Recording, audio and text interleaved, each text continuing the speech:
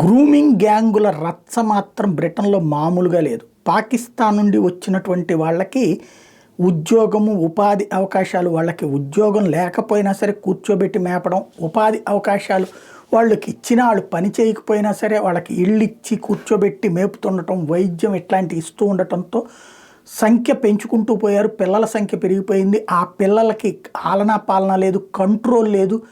దాంతో అందులో ఉన్నటువంటి అబ్బాయిలకి ఇంకొకటి అక్కడ ఆపోజిట్ సెక్స్ మీద విపరీతమైనటువంటి ఆకర్షణ. అందులో భాగంగా అక్కడ ఉన్నటువంటి అమ్మాయిలు స్వేచ్ఛగా తిరుగుతూ ఉండటం, ఇష్టమైన దుస్తుల్లో తిరుగుతూ ఉండటంతో వాళ్ళని వీళ్ళు పటాయించడం, వీళ్ళు ఆ తర్వాతన అందరూ కలిసి అత్యాచారాలు చేసిన ఘటనలు దాదాపుగా 1000 వరకు జరిగినాయి అన్నటువంటిది బ్రిటన్లో ఉన్నటువంటి పౌరులు ఇప్పుడు టీవీల స్టేజీలెక్కి మరీ చెప్తున్నారు.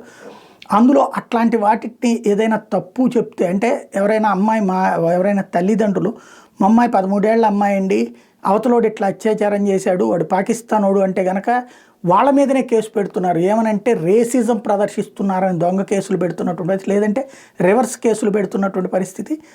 ఇట్లాంటి దశలో ఇక్కడ రేపుకు పడేటటువంటి శిక్ష కంటే రేసిజం శిక్ష ఎక్కువ కాబట్టి ఈ పెద్ద సమస్య అవుతున్నటువంటి రోజులు. రెండవది, అక్కడ ఉన్నటువంటి ఆడపిల్లల్నే మీరు ఇట్లా ప్రవర్తించడం వల్లే వాళ్ళు దొరికారు, వాళ్ళు ఇట్లా మిమ్మల్ని వాడుకున్నారు, మీరు ఇష్టపూర్వకంగానే వెళ్ళారంటూ వాగుతున్నటువంటి సిచ్యుయేషన్లో కంప్లైంట్లు ఇవ్వడానికి కూడా భయపడుతున్నారన్నట్టు విషయాన్ని ఇప్పటిదాకా మిగతా వాళ్ళు అంటుంటే, ఇప్పుడు ఎవరైతే అధికారంలో ఉన్నటువంటి కీ స్టార్మర్కి సంబంధించినటువంటి ప్రభుత్వం ఏ పార్టీ తరపున ఉందో ఆ లేబర్ పార్టీకి సంబంధించినటువంటి మేయర్ మాంచెస్టర్ యాండీ బొర్హమన్, మాంచెస్టర్కి సంబంధించినటువంటి మేయర్ కీలకమైనటువంటి స్టేట్మెంట్ ఇచ్చారు.